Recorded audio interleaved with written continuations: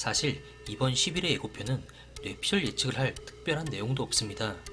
형석이 진겸한테 총을 겨누고 총소리를 듣고 놀라는 태희의 모습이 예고편의 끝인데요. 그래도 전후 상황을 따져가며 최대한 스토리 진행을 예측해보려 합니다.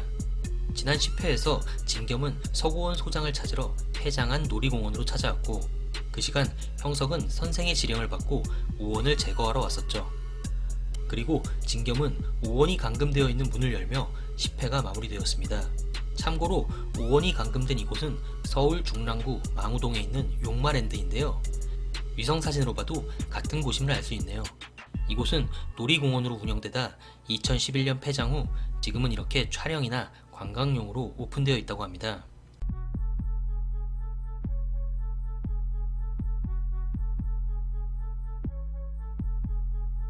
먼저 형석은 아들같이 돌봐온 진겸에게 총을 겨눕니다.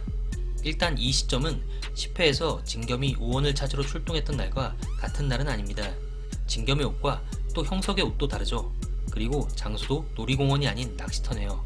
그렇다면 10회 마지막에 진겸이 오원을 찾으러 왔을 때 무슨 일이 일어났던 걸까요? 물론 뇌피셜이지만 일단 형석의 차가 현장에 그대로 있던 걸로 봤을 때 형석은 아직 오원을 처리하고 도망치진 못했을 겁니다. 그렇다고 형석이 쉽게 들킬 사람 같진 않죠. 진겸이 문을 열었을 때 그곳엔 서고원만 묶인 채로 있지 않았을까 생각해봅니다. 형석은 진겸이 찾아온 것을 눈치채고 오원을 처리하지 못한 채 주혜민이 위기를 벗어날 때와 같이 타인카드를 이용해 위기를 모면했을 것으로 보이네요.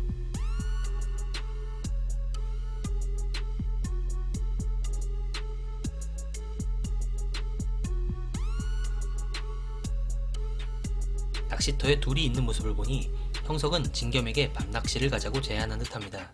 하지만 갑자기 형석이 진겸에게 총을 겨누며 와이프를 살리려면 이 방법밖에 없다고 말합니다. 일단 형석은 선생에게 진겸을 처리하라는 지시를 받은 듯합니다.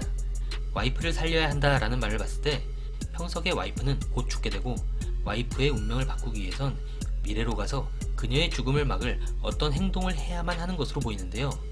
결국 형석은 선생의 도움을 받아야 하는 입장이고 그로 인해 선생의 말을 들을 수밖에 없는 상황으로 보이네요. 바로 전 영상인 선생의 정체에 대한 뇌피셜 영상에서 저는 선생의 최종 후보로 2명을 거론하였는데요. 누가 선생이냐에 따라 선생의 최종 목표는 달라집니다. 또 다른 태희가 선생이라면 세상의 질서를 무너뜨리는 시간여행을 끝내는 것이 목적이고, 기철환 본부장이 선생이라면 시간여행을 막으려는 자들을 전부 제거해서 앨리스를 안전하게 운영하는 것이 목적이겠죠. 하지만 누가 선생이건 간에 진겸은 각자의 목적을 위해선 없어져야 할 존재임이 분명하고, 또 형석은 선생에게 이용만 당하다가 시그마 동료들처럼 생을 마감하게 될 운명이 아닐까 싶네요.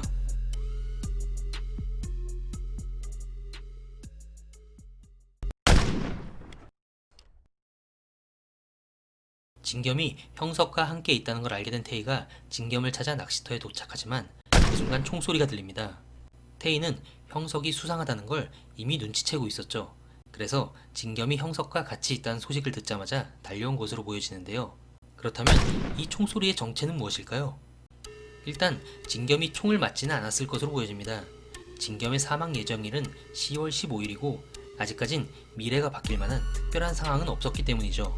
그리고 진겸이 살해당한 현장에 형석도 있었기 때문에 형석 역시 총을 맞지는 않았을 겁니다.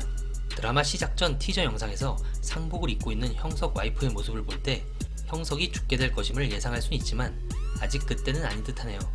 결국 이 총소리는 친자식처럼 돌봐온 진겸을 차마 쏘지 못한 형석이 허공에 쏜 총소리가 아닐까 생각되는데요.